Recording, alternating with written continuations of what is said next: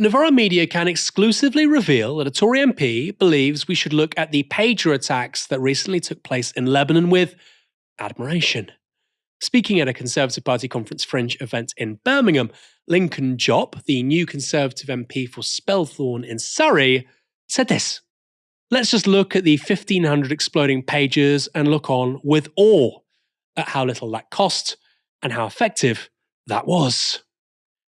On the 17th and 18th of September, thousands of pagers and walkie-talkies, some owned by Hezbollah members, exploded in Lebanon and Syria, killing at least 45 people, including 2 children.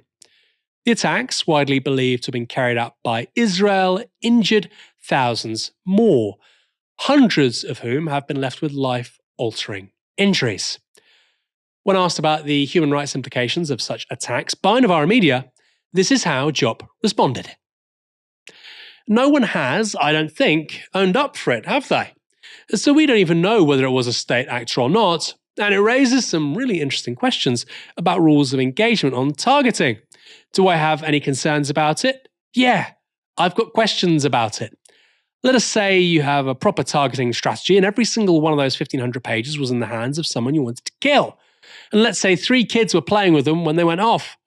That is a phenomenally small amount of collateral damage compared to any other attack that I can think of. I mean, it's just phenomenal. It's just phenomenal. We only killed 3 children.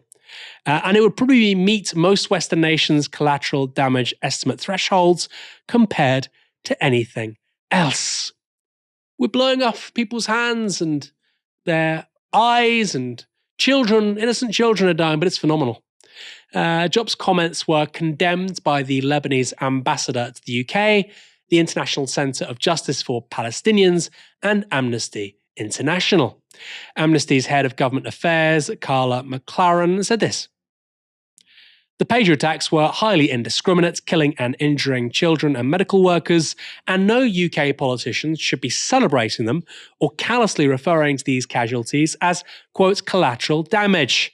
Detonating thousands of devices simultaneously without being able to determine their exact location or whose possession they were in at the time of the attack showed a complete disregard for the right to life and for the laws of armed conflict.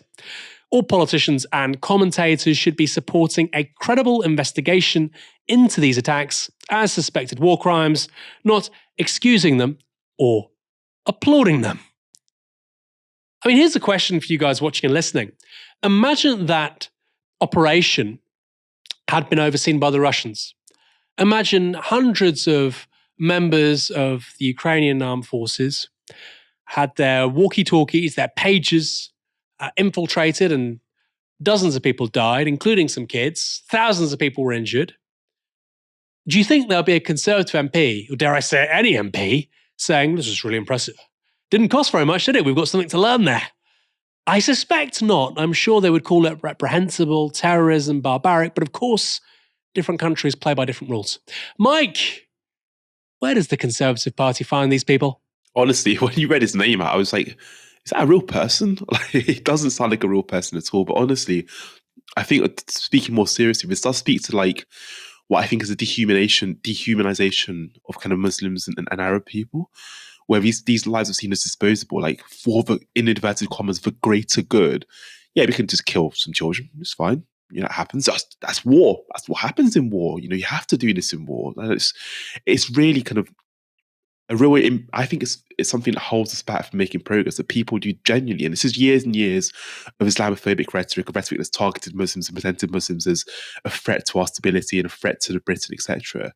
Years and years of that rhetoric, this is the result of it. This is how these people are dehumanized and spoken about in such dismissive terms. It is genuinely disgusting.